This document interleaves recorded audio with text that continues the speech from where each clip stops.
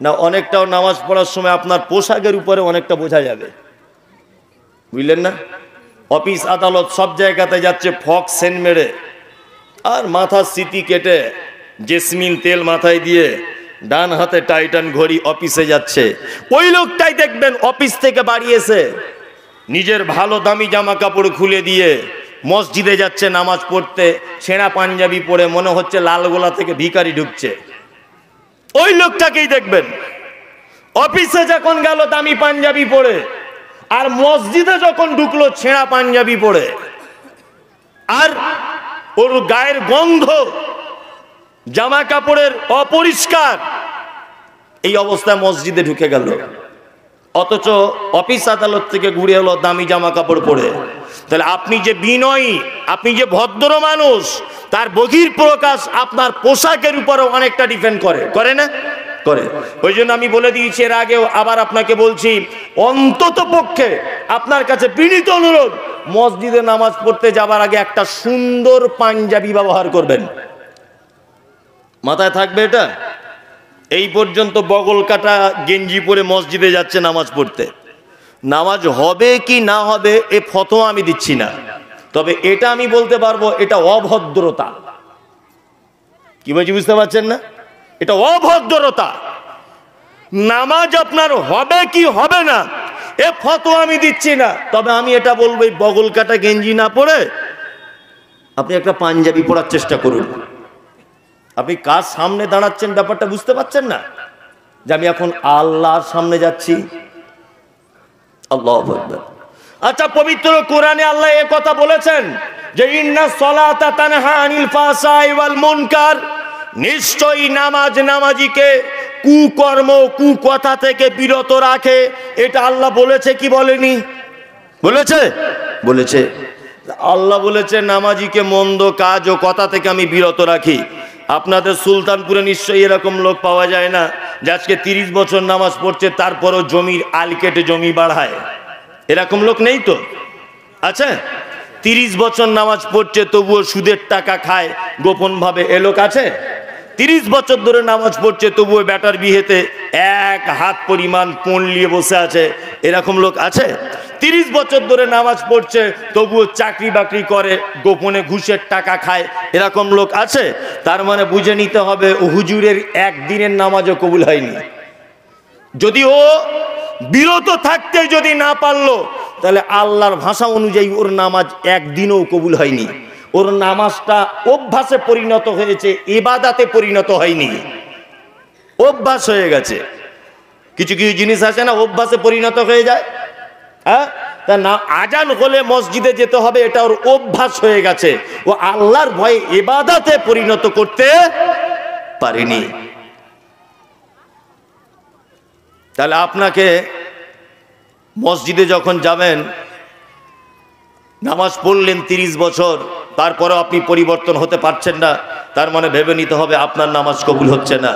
আর নামাজ কবুল হচ্ছে না তার অনেক কারণের দুটো একটা কারণ আমি আপনাদের সামনে বলে দিচ্ছি, খুব মন দিয়ে শোনার চেষ্টা করবেন। আমি মমতাজুল ইসলাম একজন কোটি কোটি কোটি কোটি কোটি কোটি টাকার মালিক, ধরে নেন অনেক কোটি টাকার মালিক। আমি একজন বড় বক্তা, আমি একজন বড় লেখক, আমি একজন বড় শিক্ষিত মানুষ, ধরে নেন।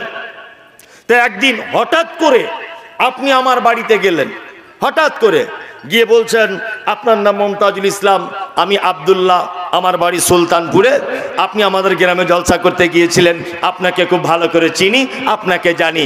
আমি কিষানগঞ্জ থেকে 8টা 20 লোকালে আপনাদের কলকাতাতে নেমেছি, ওখান থেকে 7টা 20 লোকালে আবার ট্রেনে উঠে আপনার কাছে এসেছি। আমার বড় অনুরোধ এটা হচ্ছে এই, আমার বেটির বিয়ে খুব বিপদে পড়েছি, আপনি যদি আমাকে কিছু দিয়ে সহযোগিতা করেন তাহলে খুব ভালো হয়, তাড়াতাড়ি করে দেবেন, একটু তাড়াতাড়ি করে দেন, আমি এখনই আবার 10টা 20 লোকালে বাড়ি চলে যাব, বাড়ি গিয়ে অনেক কাজ। আচ্ছা, কোনোদিন যদি আপনি এইরকম ভাবে আমার বাড়িতে গিয়ে আমার কাছে যদি ভিক চান, তাহলে আমি ভিক দেবো না পাগলা গারদে আপনাকে ভরবো? কোনটা? পাগলা গারদে ভরবো। এরা কি বলছে রে, একদমই এরকম করে বলছে আমার বাড়ি অমুক জায়গায়, হ্যান ত্যান, এটা ওটা, আমার বেটির বিয়ে, টাকা দাও। কেউ ভিক্ষা দেবে? কেউ দেবে? ও কি বলবে যার কাছে চাইছে যে তোর বাপ কি আমার কাছে টাকা জমা দিয়ে রেখেছে? হে, এটা বলবে কি বলবে না? বলবে। তার মানে ভিক্ষা চাওয়ার একটা পদ্ধতি লাগে, লাগে না? লাগে। কেমন করে?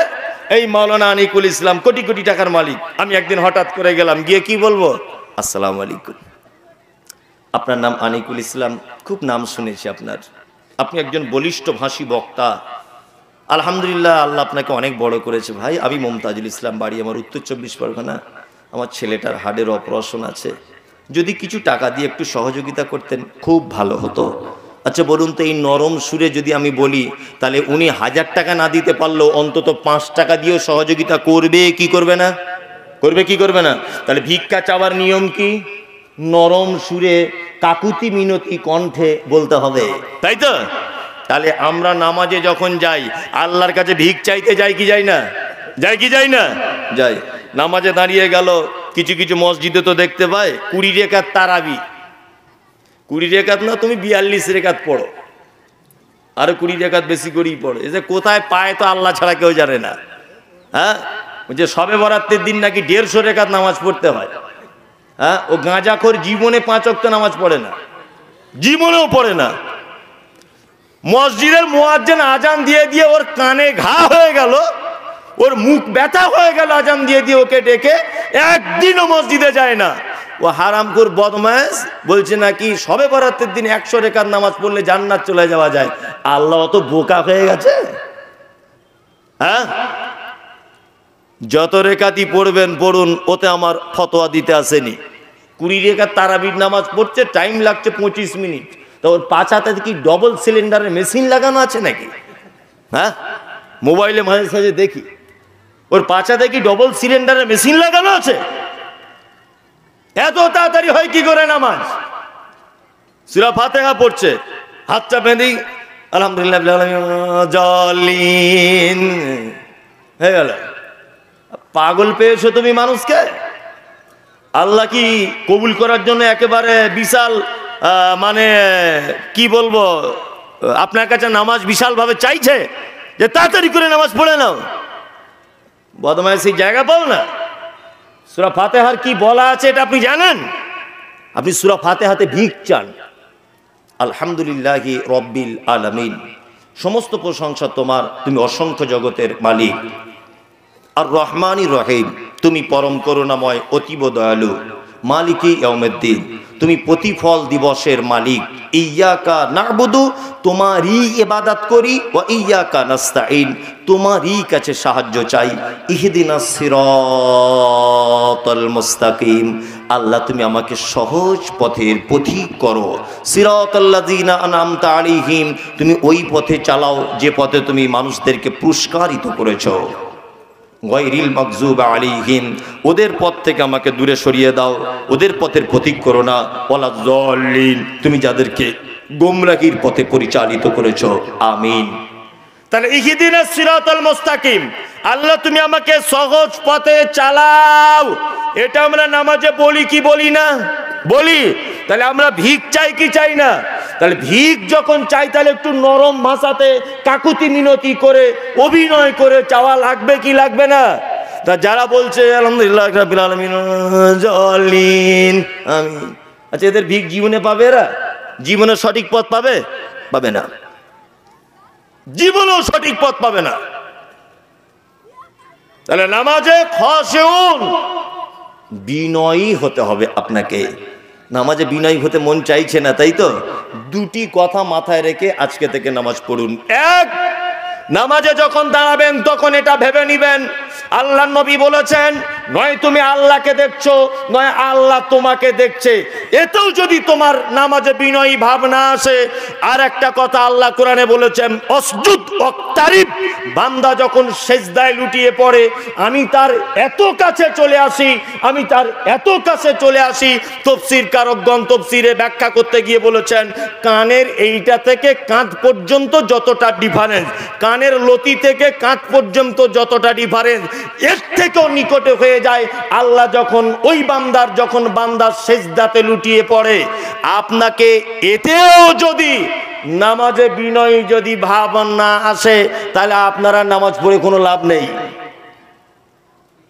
কি বলছি বুঝতে পারছেন না? নামাজ পড়ে আর কোনো লাভ আছে? লাভ নেই।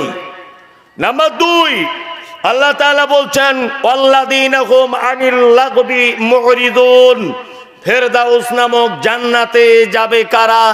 না ওরা জান্নাতে যাবে লাগবি মুহরিজুন, যারা অসার ক্রিয়াকলাপ থেকে বিরত থাকে, মানে ফাও গল্প, হাসি মজাক, গীবত, পরনিন্দা, 2 নম্বরী কথা, এই সমস্ত কথাবার্তা থেকে যারা দূরে থাকে, আল্লাহ তাআলা বলছে এরা ফেরদাউস নামক জায়গাতে যাবে। আমরা এবারে বলুন যাওয়ার চান্স আছে না নাই? আছে? যাওয়া, এরপরেও বলছেন যাওয়ার চান্স আছে? এরপরেও আপনি বলছেন যাব? তা আশ্চর্য ব্যাপার। আশা করুন যে আপনি যাবেন, এটা আশা করুন।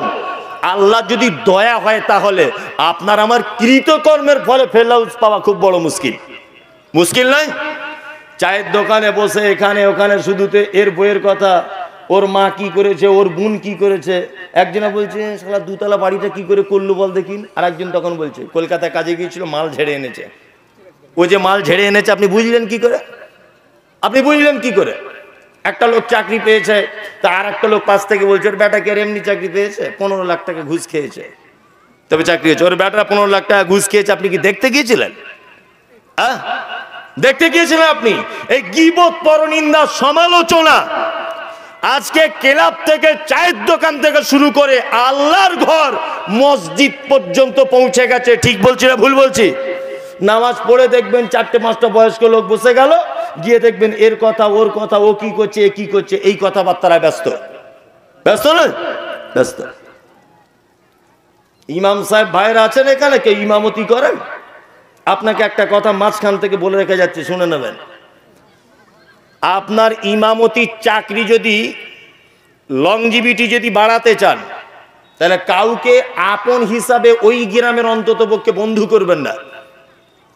সব থেকে বড় যদি ক্ষতি করে আপনার কোনো দিন, তাহলে ওই মামুই আপনাকে করবে, যাকে বসিয়ে বসিয়ে আপনার সঙ্গে ভাত খাওয়ান, আর যার মোটর সাইকেলের পিছনে বসে আপনি ঘোরেন, যাকে সব সময় আপনার ঘরে প্রাধান্য দেন, দেখবেন চাকরির 12টা ওই সপ্তাহের আগে বাজাবে। কারণ ও আপনার সব গোপন তথ্য জানে। আপনি বাড়ি চলে গেলেন, 2 দিন 3 দিন 4 দিন কামাই করেছেন, ওই তখন বলে বলে বেড়াবে ইমাম সাহেব ঠিক ভালো লোক নয় রে, এত কামাই করছে, এত এই করছে তাই করছে। ও বলবে, সমালোচনা করবে আপনার পিছনে। করবে কি করবে না? হ্যাঁ জি। ওমিনান নাস মাইয়াকুলু আমান্না বিল্লাহি ওয়া বিল ইয়াউমিল আখির ওয়া মা হুম বিমুমিনিন। আল্লাহ সুবহানাহু ওয়া তাআলা বলছে ওমিনান নাস মাইয়াকুলু আমান্না বিল্লাহ। হে নবী, কিছু মানুষ আপনার কাছে এসে বলে যে আমরা আল্লাহ এবং তার রাসূলের উপর ঈমান এনেছি। আল্লাহ তারপরে বলছেন ওয়া মা হুম বিমুমিনিন। নবী কখনোই তারা মুমিন নয়, কখনোই তারা ঈমান আনেনি। এরা হচ্ছে পাক্কা মুনাফিক। এরা মুখে একরকম বলে, কাজে আরেক রকমের করে। সমাজে কিছু মানুষ এরকম নাই যে মুখে একরকম বলে, কাজে আরেক রকমের করে? আছে না নাই? আছে।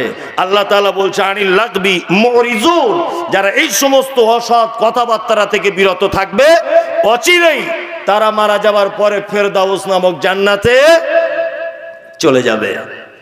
নাম্বার 3, আল্লাহ তাআলা বলছেন আল্লাযীনা হুম লিযাকাতি ফাইলুন, যারা নিজের জাকাতের ব্যাপারে খুব সক্রিয়, খুব ভালো ভূমিকা পালন করে। বর্তমান বাজারে যত ধনী মানুষ রয়েছেন, জি, এনারা বেশিরভাগ জাকাত যত মাদ্রাসাতে দেন, মক্তবে দেন, ফকির মিসকিনদেরকে দেন, তার থেকে নিজের জাকাত নিজে বেশি খানেওয়ালা লোক বেশি। নিজের জাকাত নিজে বেশি খায়। আপনাদের সুলতানপুরে ভিখারি আছে? ভিখারি একটা কোনো লোক ভিক্ষা করেন এরকম লোক আছে? আচ্ছা, আপনাদের গ্রামে নেই, 2-4টে গ্রামের মধ্যে কোনো ভিখারি আছে? আছে না? মুসলিম গ্রামে আছে। কারোর মা হোক, কারোর বাপ হোক, কারোর ভাই হোক, দেখবেন ভিক করতে আসে। আসে না? ভিক করতে আসে।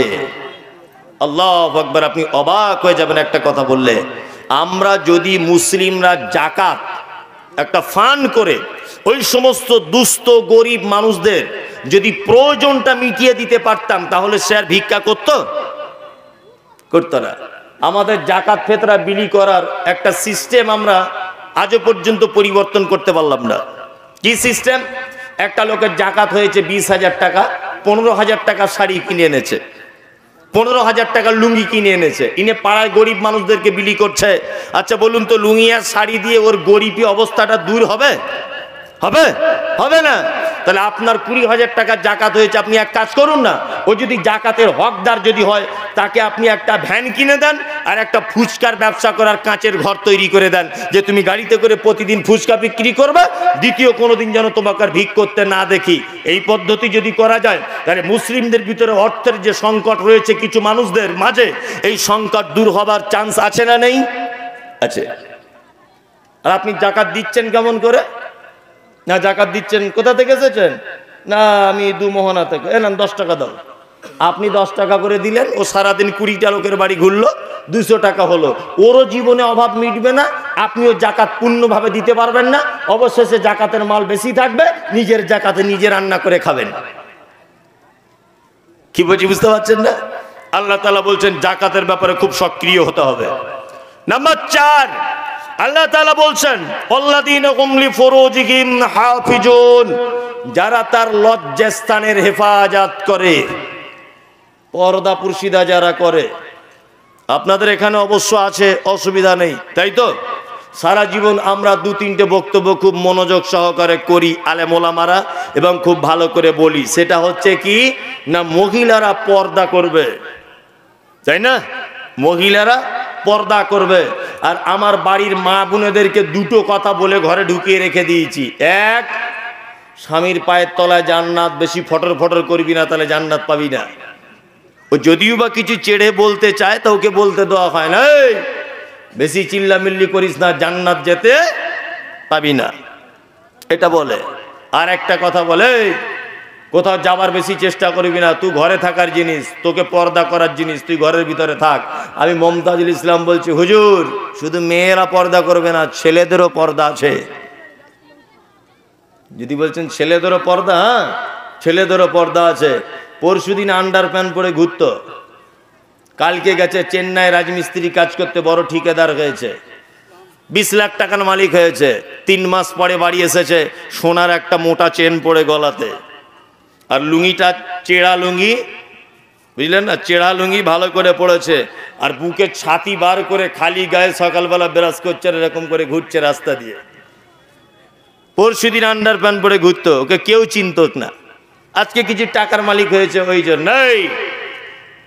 একটা পুরুষ যেমন একটা মহিলাকে দেখলে তার মনে যেমন কাম ভাব জাগে, ঠিক তেমন একটা মহিলাও একটা সুস্বাস্থ্য দেহ সম্পূর্ণ পুরুষ মানুষকে দেখলে তারও মনে কাম ভাব জাগে। জাগে কি জাগে না? আল্লাহর নবী বলেছেন, কোন মহিলা যেন আর একজন মহিলার গায়ে যেন হাত যেন না লাগায়। আর পর্দার বিধানটা বিশ্বনবী কত দূর থেকে তিনি যেন সাপোর্ট দিয়ে দিয়ে দিয়ে দিয়ে দিয়ে দিয়ে তিনি যেন আসছেন। আল্লাহর নবী বলেছেন, একজন বালেগ হয়ে যাবা মহিলা, একজন বালিগা হয়ে যাবা মহিলা, যা ঋতু হয়েছে, এই রকম কোন মহিলা তার মায়ের সঙ্গে একটা খাটের উপরে একটা চাদর গায়ে নিয়ে শুতে পাবে না। ইসলাম এটা নিষেধ করে দিয়েছে। একজন মহিলা বালেগা হয়েছে, তার ঋতু শুরু হয়েছে, তার মা আর ওরা মানে মা আর বেটি দুইজনা মিলে একটা বিছানাতে চাদর গায়ে দিয়ে শুতে পাবে না, ইসলাম নিষেধ করে দিয়েছে।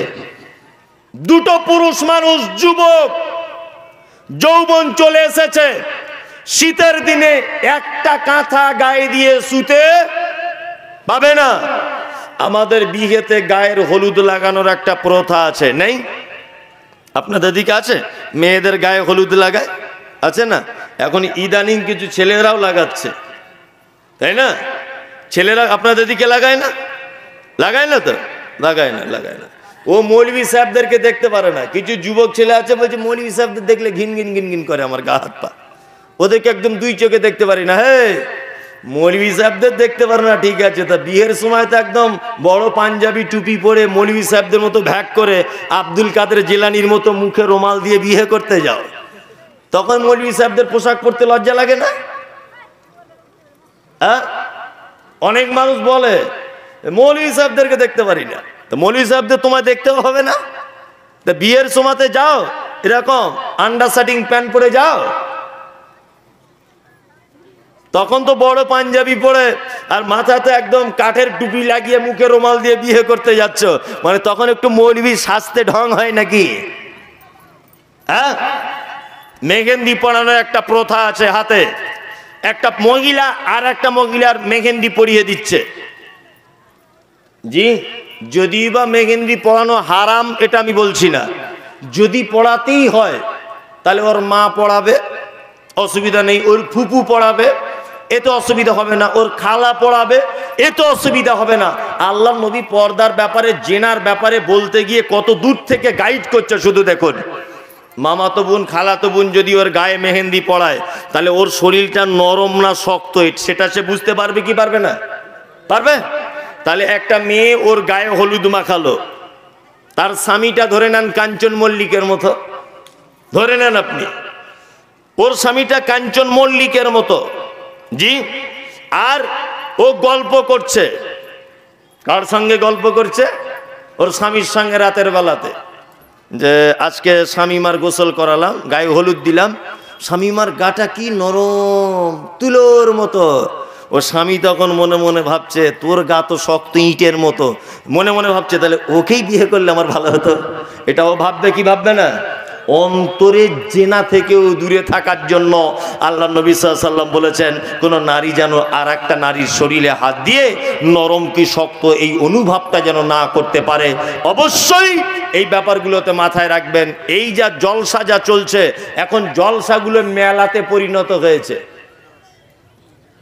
কি বলছি বুঝতে পারছেন না? জলসা মেলাতে পরিণত হয়েছে। কালকে যেখানে প্রোগ্রাম করলাম, আমি নাম বলবো না, দুটা তিনটা ছেলেকেই তো জানে, দড়ি দিয়ে বলছে কোন ঘরে বেঁধে রেখেছে। বলছে কেন? বলছে কাকে ফোন নাম্বার দিচ্ছিল, আবার কেউ বলছে যে কার গলায় হাত দিয়ে দিয়েছে, এই রকম ব্যাপার। এই যদি জলসার যদি এই চরিত্র হয় তা পর্দার ওয়াজ করব কোথায়? কি আশ্চর্য ব্যাপার! এইটুকু রাস্তা পার হতে এই অবস্থা। আসলে আমার যা একটা এক্সপিরিয়েন্স, তাতে করে যা বলছি, এই জলসাগুলো যারা দেয় আমার মনে হয় খুব ভালো লোকে দেয় না। কমিটির লোক রাগ করবে, বেশিরভাগ দেখবেন বেনামাজি, গুটখাখোর, বিড়িখোর, তামাকখোর, বাইরে ঘাটে কাজবাজ করতো, কিছু টাকা পয়সা হয়েছে, বাড়ি এসে বলছে মোবাইলে দেখেছি মমতাজুল ইসলাম, সাংঘাতিক ব্যাপার, ও কি আন, যত টাকা লিবে লিবে। কি বলছি বুঝতে পারছেন না? অধিকাংশ জলসার কমিটি 5 ওয়াক্ত নামাজ পড়ে না। এখানকার হয়তো পড়ে, অন্য জায়গায় পড়ে না। আপনাদের এখানে পড়ে তো? সুলতানপুরের যে কজন জলসা কমিটি, অধিকাংশ দেখবেন যে তারা বেনামাজি, অধিকাংশ দেখবেন একটাও ভালো লোক সঙ্গে যুক্ত থাকে না। কিছু আলহামদুলিল্লাহ, তার মধ্যে আপনারা সুলতানপুর ভালোর মধ্যে আছেন, বুঝলেন না? আমি যদি খারাপ বলি তা আমি গাড়ি দিয়ে বাড়ি যেতে পারবো? আর হ্যাঁ, রাস্তাতে আমার 12:30 বাজিয়ে দিবে। এদেরকে খারাপ বলা যায়? সুলতানপুর অবশ্য ভালো জায়গা, অন্য জায়গার কথা বলছি। এই সবগুলো আটকাবেন কি করে? এই দোকান থেকে কিছু টাকা পায় জলসা কমিটি, পায় না? পায়। এইটুকু টাকার কারণে দোকানগুলোকে বসতে দেয়। আবার কমিটি যদিও বা দোকান না বসার ব্যাপারে মতামত দেয়, তা যার জায়গায় দোকানটা বসবে সে বলবে আমার জায়গায় বসবে তো তোর বাপের কি? এরকম আছে না? আমার জায়গায় বসবে তোর বাপের কি? ঠিক আছে, জায়গা মালিককে আমি বলছি, এই জলসা 3 দিন পরে বসা দেখি, তোর বাপের কত ক্ষমতা আছে? কাস্টমার তো একটাও পাবি না, দুনিয়ার মাছিতে তোর মিষ্টি খেয়ে পালাবে। হ্যাঁ, দুনিয়ার মাছিতে তোর মিষ্টি খেয়ে পালাবে। বদমাইশির জায়গা পাও না, বলছে আমার জায়গা আমি বসাবো, তোর বাপের কি? তোমার জায়গা তুমি বসাও, জলসা 2 দিন পরে বসাও। এইটাকে কেন্দ্র করে বসাচ্ছ কেন? এগুলো খুব সচেতন থাকবেন। এগুলো এতে করে আল্লাহ সুবহানাহু ওয়া তাআলা পবিত্র আল কোরআনে নারী পুরুষের পর্দা যে একটা ফরজ, পর্দা যে একটা ইসলামের বিধান, এটা মারাত্মকভাবে নষ্ট হচ্ছে। বিশেষ করে মাদ্রাসার জলসা বলে উল্লেখ করে দিচ্ছে, যেটা মাদ্রাসার জলসা, যেখান থেকে মানুষ ভালো কিছু আশা করে। মসজিদের জলসা নাম দিচ্ছে, যেখান থেকে ভালো কিছু আশা করে। সেইখানকার পরিবেশ যদি এই হয় তা মানুষ আর ভালো কিছু কোথায় আশা করবে ভাই? কোথাও আশা করতে পারবে? পারবে না। আল্লাহ সুবহানাহু ওয়া তাআলা পবিত্র কোরআনে তারপরে বলছেন ইল্লা আলা আজওয়াজিহিম আও মা মালাকাত আইমানুহুম ফাইন্নাহুম গায়রু মালুমিন। তোমার স্ত্রীদের কাছে তোমরা যদি যাও, নিজেদের যৌবনের দৈহিক চাহিদা যদি পূরণ করো, ওতে কোনো রকমের অপরাধ নেই। আল্লাহ তাআলা তারপরে বলছেন ফামানি বাতাগা ওরা আযালিকা ফাউলাইকা হুমুল আদুন। তোমার স্ত্রী ছাড়া পৃথিবীর অন্য কোনো পদ্ধতিতে তোমার যৌবনের খিদাকে যদি তুমি মিটানোর ব্যাপারে চিন্তা ভাবনা করো, আল্লাহ তাআলা বলছেন আদুন, তাহলে হবে তোমরা সীমা লঙ্ঘনকারী। আল্লাহ তাআলা তারপরে বলছেন আল্লাযীনা হুম লিআমানাতিহিম ওয়া আহদিহিম রাউন। ফেরদাউসে যদি যেতে চাও, আমানত দিলে আমানতে রক্ষা করবে। আর একটা কাজ করবে, তোমাদের কাছে যখন ওয়াদা করবে, কোন কাজের প্রতিশ্রুতি যখন দিবে, এই প্রতিশ্রুতিকে রক্ষা করে দিবে। জলসাতে কালেকশন চলছে, বলছে আমি অমুক 50,000, না রে তাকবীর, আল্লাহু আকবার। 50,000 টাকা চেয়েছে ইমাম সাহেব আর মসজিদ কমিটির 4টে চামড়ার জুতো ছিঁড়ে গেছে, ধারে দিয়েছে 50,000 টাকা। এরকম কেস হয় আপনাদের দিকে? ধারে যারা লিখিয়েছে দেখবেন কমিটির লোক গিয়ে গিয়ে পায়ের জুতা পর্যন্ত ছিঁড়ে গেছে, টাকা আদায় করতে পারে না। খুব পিকআপ উঠেছিল, মোটরসাইকেলের মতো দান করছিল, আর উমরি খুব ভালো দোয়া করতে জানে, এসেই বলে দিয়েছে 50,000। এটা আদায় করছে 50 হাল হয়ে গেছে। অনেক লোক আছে আবার দেয়ই না, অনেক জায়গাতে এরকমও রিপোর্ট আছে, আছে না, দেয়ই না। খুব সাবধানে। আল্লাহ তাআলা বলছেন যদি ফেরদাউসে যেতে চাও তাহলে আমানত রক্ষা করবে। 2, ওয়াদা খেলাপ করবে না, প্রতিশ্রুতিকে রক্ষা করবে। যেটা ওয়াদা করবে ওয়াদাকে রক্ষা করার চেষ্টা করবে। আল্লাহ তাআলা বলছেন ওয়াল্লাযীনা হুম আলা সালাওয়াতিহিম ইউহাফিজুন। ফেরদাউসে যদি যেতে চাও, সালাত সমূহকে হেফাজত করো। এইখানে দুটো একটা কথা আপনাকে আমি বলে দিয়ে যাচ্ছি। আল্লাহ বলছে সালাত সমূহকে। কিছু লোক আছে দেখবেন এমনি নামাজ পড়ে না, তবে জুম্মার দিনে মিস করে না, আছে না? এমনি নামাজ পড়ে না, জুম্মার দিনে মিস করে না। আবার জুম্মার দিনে এমন পোশাক পরে যাবে, দূর থেকে মনে হবে যে আব্দুল কাদের জেলানি চলল। জি, আর এত বাবা এমন দামি আতর মেখেছে, মসজিদের মাথা ঘুরিয়ে দিবে সব। মানে ফেরেশতারা ওর ছাড়া মনে হয় আর কারুর নামাজ চোখে দেখতে পাবে না, এইরকম একটা অবস্থা। অথচ 5 ওয়াক্ত এক সপ্তাহে 35 বার ওকে ডাকা হয়েছে মসজিদে আসার জন্য, একবারও মসজিদে আসে। এই যে একটা হাদিস শুনেছে যে জুম্মার দিনে কেউ যদি ভালো করে ওযু করে গোসল করে মসজিদে গিয়ে 2 রাকাত নামাজ পড়ে ইমামের খুতবা যদি শোনে, তাহলে তার এক সপ্তাহের এই জুম্মা থেকে ওই জুম্মা পর্যন্ত তার গুনাহগুলো ক্ষমা করে দেওয়া হয়। কি বলছি বুঝতে পারছেন না? রাস্তা দিয়ে একদিন যাচ্ছি জুম্মা পড়তে, তা একজন চাষি ভাই, আমার দাদু হয় সম্পর্কে, আমাকে ডেকে বলছে মমতাজুল খাতাতে আমার নামটা তুলে দিও। তা বলছি কেমন করে দাদু? তা বলছে তোমরাই তো বারবার ফতোয়া দাও। কি ফতোয়া? বলছে আজান হলে ফেরেশতারা খাতা গুটিয়ে দেয়, ওই জন্য আমি তো আজানের পরে যাব, তার নামটা একটু এন্ট্রি করে দিও। কি বলছি বুঝতে পারছেন না? আশ্চর্য ব্যাপার। শুধু জুম্মার দিন নামাজ পড়ানো, এরা একেবারেই জাহান্নামীদের জন্য রেডি হয়ে আছে। যদি বলছেন জুম্মার নামাজ পড়েও জাহান্নাম, ইয়েস, জুম্মার নামাজ পড়েও জাহান্নাম। যদি বলছেন কেমন, জাহান্নামটা খুব সহজ আপনি বলে দিলেন। আমি তো বলছি না, আল্লাহ নিজে কথা বলছেন। কি বলছেন? প্রথমে জেনে নেন যে আল্লাহ তাআলা পবিত্র কোরআনে একটা স্পেশাল জাহান্নাম তৈরি করেছেন শুধুমাত্র মুসাল্লি অর্থাৎ নামাজিদের জন্য। এটা জানেন তো? এই নামাজিগুলো কারা?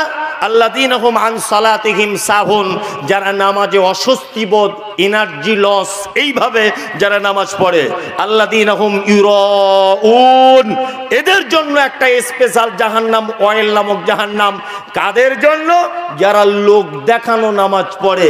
বলুন তো, শুক্রবারে যারা শুধু নামাজ পড়ে, এমনি দিনে পড়ে না, এরা লোক দেখানোর ভিতরে পড়ছে কি পড়ছে না? পড়ছে। তাহলে ভেবে নিতে হবে এরা জাহান্নাম চলে যাচ্ছে। আর বেনামাজি অবস্থাতেই যদি কেউ মারা যায়, তাহলে তার অবস্থা কেমন? আল্লাহ তাআলা পবিত্র আল কোরআনের ভিতরে বলছেন, একজন জান্নাতি আর একজন জাহান্নামীকে জিজ্ঞাসা করবে, মা সালাকাকুম ফি সাকার ক্বালু লাম নাকু মিনাল মুসাল্লিন। এই ভাই, পাশাপাশি দুজন বসবাস করতাম, তোর বাড়ি দক্ষিণ পাড়া, আমার বাড়ি পূর্ব পাড়া, একই জমিতে চাষাবাদ করতাম, আমি আজকে জান্নাতে, তুই কেন জাহান্নামে চলে গেলি? ওই জাহান্নামী তখন বলবে, ক্বালু লাম নাকু মিনাল মুসাল্লিন, আমি সব কাজ করেছি, শুধুমাত্র নামাজ পড়িনি, মুসল্লি ছিলাম না, এই কারণে আমি কি করেছি? জাহান্নামের ভিতরে চলে এসেছি। আচ্ছা বলুন তো দেখি, অনেক মানুষ বলছে না, জাকাত দিই, বেটার বিহে দিয়েছি, 1 টাকাও লিইনি, বোনের জমি ফাঁকি দিইনি, সব ভালো কাজ, শুধুমাত্র নামাজটা পড়ি না। এরকম লোক আছে না?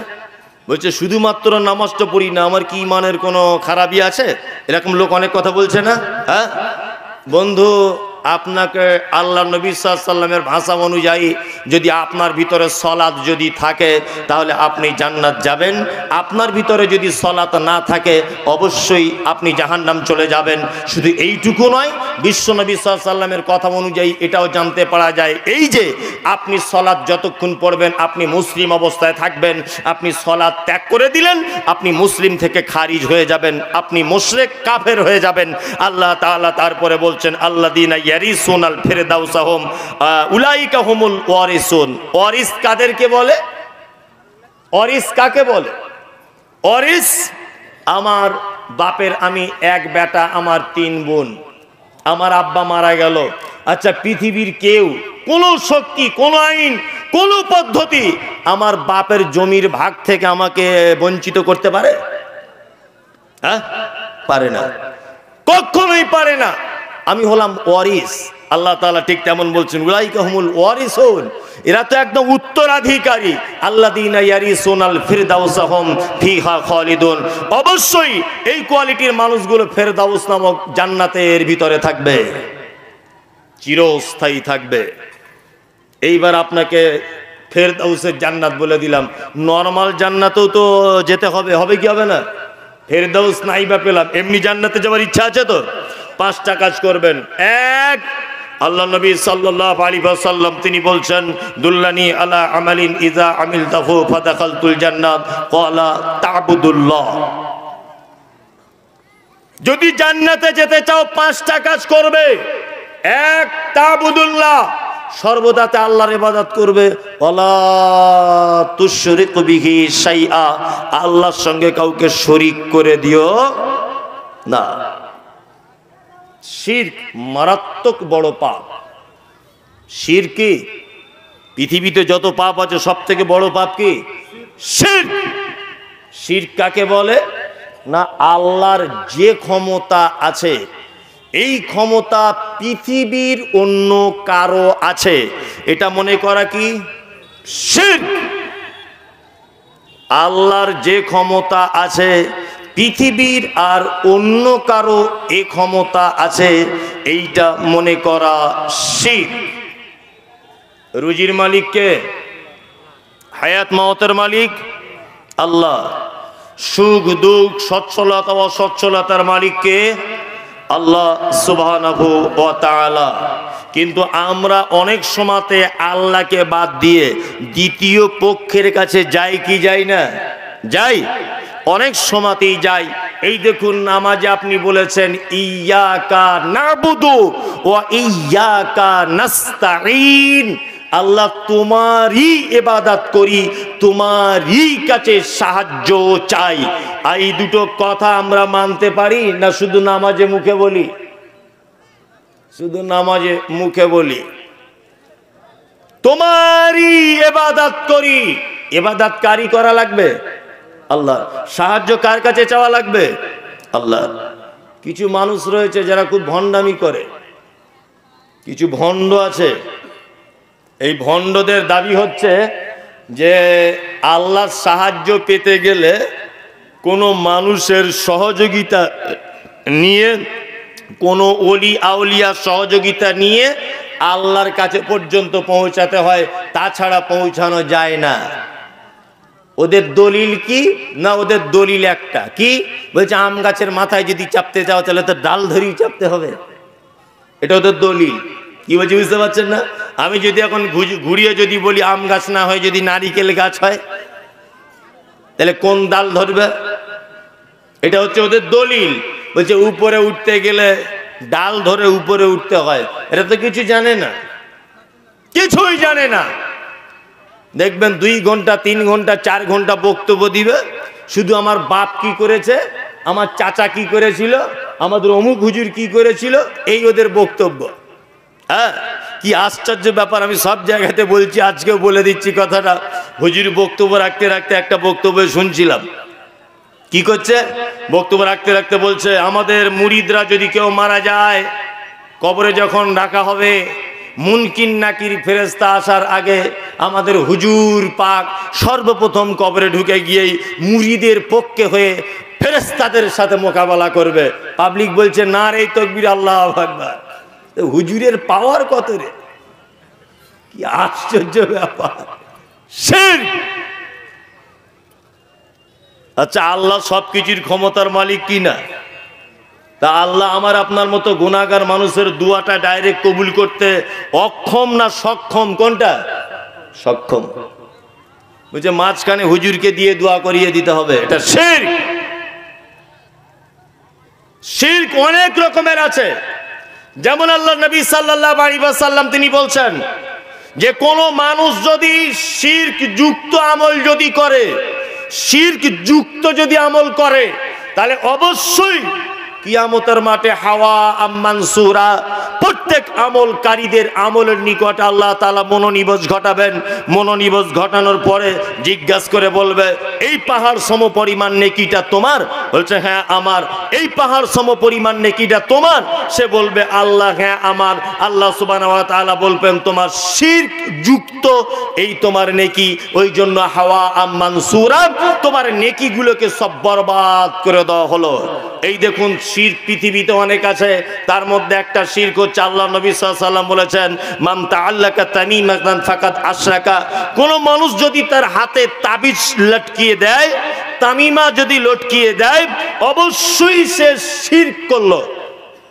আমরা আল্লাহর রহমতে এগুলো আহলে হাদিসরা কেউ ব্যবহার করি না, করি? তাবিজ করি না। এই একটা মজার ঘটনা আপনাকে একটা কথা বলি, খুব ভালো করে শুনে না। আল্লাহ নবী সাল্লাল্লাহু আলাইহি ওয়াসাল্লামের কাছে 10 জন লোকের একটা দল এসেছে। কয়জন লোক? 10 জন। 10 জন লোকের একটা দল আল্লাহর নবীর কাছে এসেছে। আল্লাহ নবী সাল্লাল্লাহু আলাইহি ওয়াসাল্লাম 10 জনের ভিতরে 9 জনকে বায়াত গ্রহণ করালেন। একজনকে আল্লাহ নবী নিজের সামনে থেকে হটিয়ে দিলেন, তার বায়াতকে গ্রহণ করা হলো না।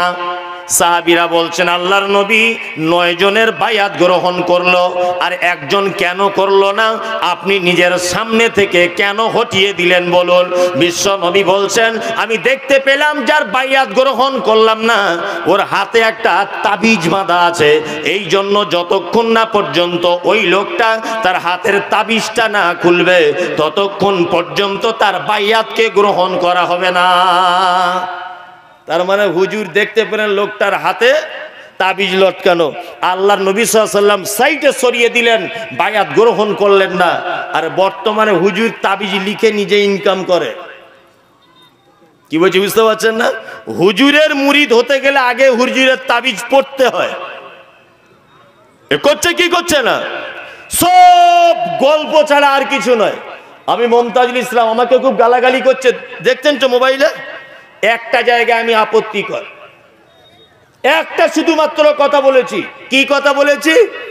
আমি একটা কথা বলেছি। একজন বক্তা বক্তব্য রাখতে রাখতে বলছিলেন যে আল্লাহ নবী সাল্লাল্লাহু আলাইহি ওয়াসাল্লাম, হযরত আবু বকর, ওমর, উসমান, আলী, এই টোটাল 5 জন ফুরফুরা শরীফে এসেছিলেন দাদা হুজুরের সঙ্গে দেখা করতে। তো আমি বলেছিলাম বক্তব্যতে এটা একেবারে মিথ্যা কথা, কখনোই আসতে পারে না, কখনোই আসতে পারে না, এটা অসম্ভব ব্যাপার। এই বক্তব্যটা দিয়েছি বলে আজকে আমার এই অবস্থা। কি বলছি বুঝতে পারছেন না? জি, আপনাকে একটা নতুন ভণ্ডামি শুনিয়ে রাখছি, নাম বলবো না, আপনি বুঝে নেন। ওদেরই একটা চাইনিজ হুজুর আছে, দেখবেন দাড়িগুলো লাল করা, একদম ছাঁটা, ছোট্ট ছোট্ট দাড়ি, ফতুয়া জামা পরে, হাতে দেখবেন মানে সেই বদমাইশদের মতো 4-5টা আংটি পড়া আছে, আর তোতলা তোতলা করে কথা বলে, আর গোঁপগুলো খুব বড় বড় দেখবেন। কি বলছি বুঝতে পারছেন না? আর অটোমেটিক বিনা পুঁজির ব্যবসাতে হুজুর ব্যস্ত, বসে আছে, টাকা দিচ্ছে, পকেটে ভরে নিচ্ছে। ওই হুজুর ফতোয়া দিয়েছে ডাক্তার জাকির নায়েক কাফের। তা বলছে জাকির নায়েক কাফের কেন? বলছে এই কারণে কাফের, ও প্যান্ট শার্ট পরে বক্তব্য দেয় কেন, এই জন্য কাফের। কি বলছি বুঝতে পারছেন না? এই জন্য কাফের। আমি বললাম ঠিক আছে, প্যান্ট শার্ট পরলে যদি ডাক্তার জাকির নায়েক কাফের হয়, তা তোমাদের ভক্তরা যখন প্যান্ট শার্ট পরে 20,000 টাকার বান্ডিল নিয়ে মুসাফা করে, তখন সে মুসলমান হয়ে যায়? হ্যাঁ, এগুলো বদমাইশি ছাড়া আর কিছু? হুজুর দেখবেন একটা ভিডিও আপনাকে শোনাবো, এগুলো ভিডিওটা বার করো, একটা ভিডিও আপনাদেরকে শোনায়, ভণ্ডামির ভিডিও কাকে বলে। এই যে বলেছি দাদা হুজুরের কাছে ফুরফুরাতে আল্লাহর নবী আসেনি, এটা যেমন এক ভণ্ডামি কথা। আগামী প্রজন্মে এই ভণ্ডর এই ভণ্ডামিটা, এর পোতা হোক তার পোতা হোক, বলবে যে আমার দাদুর কাছে নবী এসেছিল বা আল্লাহ এসেছিল। কি বলছি বুঝতে পারছেন না? এটা বলবেই। একজন হুজুর বক্তব্য রাখছে স্টেজে বসে, আর পিছনে হুজুর সাহেব আল্লাহ আল্লাহ এরকম করছিল, দেখেছেন ভিডিও? দেখেছেন তো? এইটা দেখবেন আজ থেকে 50 বছর পরে হলেও ওর দাদু বলবে, ওর পোতা না হলে বলবে, তার পোতা না হলে বলবে যে আমাদের তোহা হুজুরের কাছে আল্লাহ চলে এসেছিল। দেখবেন 50 বছর পরেও এই ইতিহাস লেখা হবে, অথচ এটা একদম গাঁজাখড়ি ইতিহাস। কি বলছি বুঝতে পারছেন না? একদম গাঁজাখড়ি ইতিহাস, ভণ্ড একদম। এই ভণ্ডরা বলছে আহলে হাদিস মানে, বলছে আহলে হাদিস মানে হচ্ছে ইহুদিদের দালাল। এই বেঈমান কোথাকার, তুমি আহলে হাদিসের ইতিহাস জানো? সারা ভারতবর্ষে ইংরেজ বিরোধী আন্দোলন সর্বপ্রথম যারা শুরু করেছিল এই জমিয়াতে আহলে হাদিস, অর্থাৎ আহলে হাদিসরাই সর্বপ্রথম ভারতবর্ষের ইংরেজ বিরোধী আন্দোলন শুরু করেছিল। আহলে হাদিস মানে, আহলে হাদিস হচ্ছে তারাই যারা ফাঁসির মঞ্চে ঝুলবে তবুও বাতিলের কাছে মাথা নত করবে না, এরা হচ্ছে আহলে হাদিস। আহলে হাদিস মানে, আহলে হাদিস হচ্ছে তারাই যাদেরকে বন্দুকের ভয় দেখানোর পরেও অজস্র মুসল্লিদের ভিতরে জোরে আমিন বলবে আল্লাহ নবী বলেছে বলে, এর নাম আহলে হাদিস। আহলে হাদিস মানে হলো তারাই যারা অজস্র ভয় দেখানোর পরেও তোমাদের বোমাগুলিকে 10 পয়সা দাম না দিয়ে তোমাদের মতো ভণ্ড 2 নম্বরী পীরেদের বিরুদ্ধে বক্তব্য রাখবেই, এর নাম হচ্ছে আহলুল হাদিস। হুজুর বক্তব্য রাখতে রাখতে বলছে, কি বলছে? বলছে আমাদের হাতে হাত দিয়ে সালাম করলে 30,000 নেকি পাওয়া যায়। তোমার বাপের হাদিসে লেখা আছে? না ভণ্ড কোথাকারে, মানুষের ঈমান নষ্ট করার রাস্তা। হ্যাঁ, এদেরকে যদি এটা হযরত ওমরের জামানা যদি হতো, হযরত উসমানের জামানা যদি হতো, তাহলে এদেরকে একটা করে ফাঁসির মঞ্চে ঝুলিয়ে দেওয়া হতো। কি বলছি বুঝতে পারছেন না? এদেরকে ফাঁসির মঞ্চে ঝুলিয়ে দেওয়া হতো। দেখবেন 50 বছর পরে এই যে তোহা সিদ্দিকী এই যে বক্তব্য দিতে দিতে বলছে আল্লাহ আল্লাহ, এই যে ভিডিওটা দেখেছেন আপনারা, এই তোহা সিদ্দিকীর আল্লাহ আল্লাহটা 50 বছর পরে দেখবেন ওর পোতা বই লিখবে যে আমার দাদু ফুরফুরাতে নিজের বাড়িতে বসেছিলেন, বক্তব্য দিতে দিতে আল্লাহ চলে এসেছিল। দেখবেন এটা লেখা থাকবে 50 বছর পরে। আমাকে শুধু বলছে তোর এত ক্ষমতা, তা বাহাসে বস, বাহাসে বস। যে বাহাস তোদের সাথে কি করে করব? বাহাস করতে গেলেই তো তোমার দাদা হুজুরের লেখা বই খুলে বলবে এই দেখো লেখা আছে। আশ্চর্য ব্যাপার, একটা হাদিস শুনে নেন, অবাক হয়ে যাবেন আপনি। আব্দুল্লাহ ইবনে আব্বাস রাদিয়াল্লাহু তাআলা আনহু তিনি বলছেন অচিরেই মানুষ ধ্বংস হয়ে যাবে, অচিরেই মানুষ ধ্বংস হয়ে যাবে। সাহাব তখন জিজ্ঞাসা করছেন আব্দুল্লাহ ইবনে আব্বাসকে, কেন মানুষ ধ্বংস হবে? আব্দুল্লাহ ইবনে আব্বাস বলছেন আমি বলছি যে আল্লাহর নবী এটা বলেছে, আমি বলছি আল্লাহর নবী এটা করেছে, আর তোমরা বারবার বলছো না আবু বকর করেছে, ওমর করেছে। আরে আবু বকর ওমরের কথা আসবে কেন? আল্লাহর নবীর কথা যেখানে মজুদ থাকবে আবু বকর ওমর উসমানের কথা চলবে? চলবে? জি, ইসলামের ব্যক্তিগত কোনো মতবাদ চলবে? চলবে না। আবু বকর ওমর উসমানের কথা যদি হাদিস কোরআনের সঙ্গে যদি না মিলে যায়, নবীর কথা মতো যদি না কথা হয়, তাদের কথা বাতিল বলে ঘোষণা করে দেওয়া হবে। আবু বকর ওমর উসমানের কথা যদি না চলে, হুজুর তোমার কথা চলে কি করে? তোমার কথা চলে কি করে? আমি বলেছি পৃথিবীর সব থেকে দামি মানুষ হযরত মুহাম্মদ সাল্লাল্লাহু আলাইহি ওয়াসাল্লাম, তার কবরের উপরে চাদর চড়ানো হয় না। মদিনাতে 10,000 সাহাবীদের কবর রয়েছে, তাদের 10,000 সাহাবীর কবরের উপরে চাদর চড়ানো নেই। 3 দিন চল্লিশা করা হয় না, ঔরস মোবারক করা হয় না। আর হুজুর তুমি এইখানে নিজের বাপের কবর করে দুনিয়ার লোকের মুরিদ তৈরি করে ভণ্ডামি জুড়েছ। ভণ্ডামি জুড়েছে। এটা 10,000 সাহাবীর কবর রয়েছে মদিনাতে। 10,000 সাহাবীর কবরের উপরে কোন রকমের কিছু নেই। আর এই বেঈমান বিশ্বাসঘাতকেরা বলছে যে আমাদের বাপের গায়ের উপরে চাদর চাপিয়ে দিয়েছি, তোমরা সব টাকা নিয়ে এসো। আপনাদেরকে একটা গল্প শোনাই, অনেক জলসাতে শুনিয়েছি, তারপরেও আবার আপনাকে শোনাচ্ছি। বাদশাহ শাহজাহান নাম শুনেছেন? বাদশাহ শাহজাহানের কাছে একটা লোক এসেছে। লোকটার কাঁধে আছে একটা বাঁশ, একটা বাঁশের একদিকে আছে একটা খাঁচা, আর একদিকে আছে একটা ফাঁদ। ফাঁদ বুঝেন তো, পাখিটাকি ধরে ফাঁদ। তা বাদশাহ শাহজাহান ওই লোকটা জিজ্ঞেস করছে, ভাই এই খাঁচার ভিতরে এটা কি? বলছে খাঁচার ভিতরে এটা পাখি। বলছে পিছনেরটা কি? বলছে পিছনেরটা পাখি ধরা ফাঁদ। বলছে ভাই আপনি এই ফাঁদ নিয়ে কি করে পাখি ধরেন? বলছে এই পাখিটাকে আমি জঙ্গলের মাঝখানে গিয়ে রেখে আসি, আর এই খাঁচার পাশে ফাঁদটাকে রেখে আসি, আর এই পাখিটা কুহু কুহু কুহু করে ডাকে, আর ওর স্বজাতির পাখিগুলো ওর সঙ্গে দেখা করতে আসার নাম করে আমার ফাঁদে পড়ে যায়। এরকম ভাবে পাখি ধরে না, দেখেছেন তো? ওই ফাঁদে যখন পড়ে আমি তখন পাখিগুলোকে ধরে জবাই করে করে খাই। বাদশাহ শাহজাহান তখন বলছে, এই তোমার পাখিটা আমার কাছে দাও। ওই লোকটা ভয়ে কাঁপতে কাঁপতে খাঁচা থেকে পাখিটা বার করে বাদশাহ শাহজাহানকে দিয়ে দিল। বাদশাহ শাহজাহান একেবারে পাখিটাকে ধরে 4টে খণ্ড পিস করে দিল। লোকটা তো আশ্চর্য হয়ে গেল, যার মাধ্যমে আমি শিকার করতাম সেই পাখিটাকে আপনি হত্যা করে দিলেন বাদশাহ। বাদশাহ শাহজাহান বলছে, শোনো শিকারী, যে পাখি অভিনয় করে তার স্বজাতিকে ডেকে এনে তার মালিকের ফাঁদে ঢুকিয়ে দিয়ে রান্না করে খাবার উপযুক্ত মাংস তৈরি করে, এই পাখিকে বাঁচিয়ে না রাখাই উত্তম। যে পাখি অভিনয় করে তার নিজের মালিকের ফাঁসে অন্য স্বজাতিকে ফাঁসিয়ে দেয়, এদেরকে বাঁচিয়ে রাখা ঠিক নয়। আমি মমতাজুল ইসলাম বলছি, যারা ধর্মের দোহাই দিয়ে বড় পাঞ্জাবি পরে মাথায় টুপি দিয়ে নামের আগে পীর, নামের আগে মোজাদ্দেদ, নামের আগে অমুক, নামের পরে অমুক, এই সব লাগিয়ে ভণ্ডামি করে যারা অসংখ্য মানুষকে জাহান্নামের পথের দিকে টেনে আনছে, আমি তো মনে করব এদেরকে বাদশাহ শাহজাহানের পাখির মতো করে টুকরো টুকরো করে দিলেও আবার মনে হয় পাপ হবে বলে কিছু মনে হয় না। আমি চাই হযরত ওমরের মতো যদি জামানা হতো, হযরত উসমানের যদি খেলাফতির সময় যদি এটা হতো, হযরত আবু বকরের সময় যদি এটা হতো, অবশ্যই এদেরকে ফাঁসির কাস্টে ঝোলানো হতো। শুনে রেখে দেন, শিরক বড় পাপ। মাজারে যাওয়া চলবে না। বলছে মাজারে যেতে নেকি হয়। তোমার বাপের কবর জীবনে জিয়ারত করো? হ্যাঁ, তোমার বাপের কবর জীবনে জিয়ারত করো?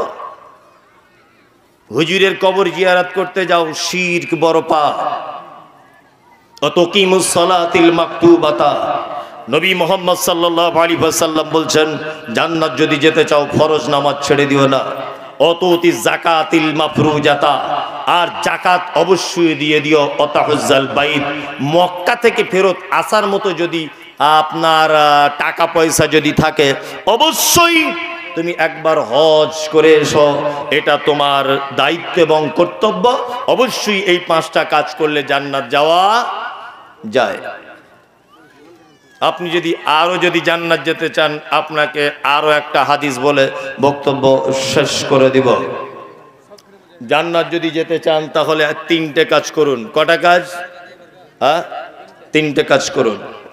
1, আল্লাহ তাআলা বলছেন, বিসমিল্লাহির রহমানির রহিম, আল্লাযীনা